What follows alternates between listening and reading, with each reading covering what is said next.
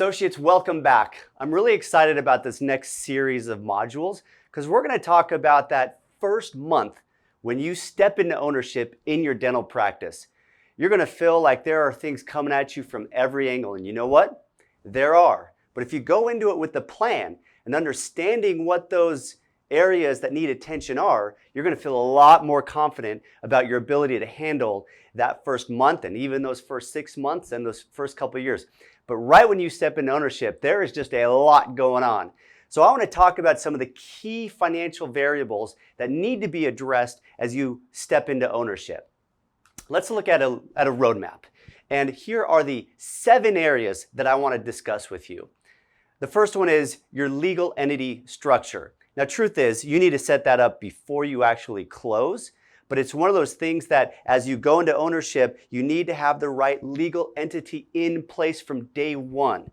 So we're going to talk about the different types of legal entities that you might be and which one am I going to recommend for you as a dentist. Number 2 is we're going to look at your banking and your banking relationship.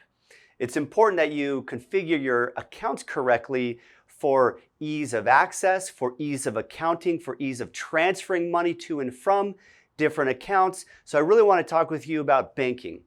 The third thing is your accounting. The accounting acts as the x-ray of the financial health of your practice.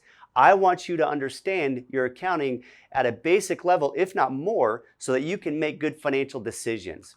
The next is payroll. And let me tell you, you don't want to get payroll wrong when you step into ownership because you've got your whole team depending on you depositing the right amount of money in their account to sustain their confidence in you. Then you've got the AR, the accounts receivable. You may have bought the AR as a part of the purchase. You may not have bought the AR and need to route the AR that's coming in to the seller. If you're not familiar with what accounts receivable is, don't worry. When we get to the module, I'm going to talk with you about that.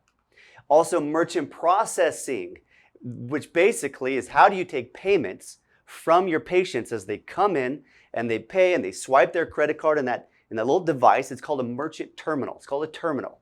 And you need to be set up to be able to receive those payments so that they deposit in your corporate checking account in the right timing and in the right way. So let's talk about merchant processing because there's a lot of deceptive sales practice in this sphere of merchant processing. And there's a lot of good people recommending the right types as well.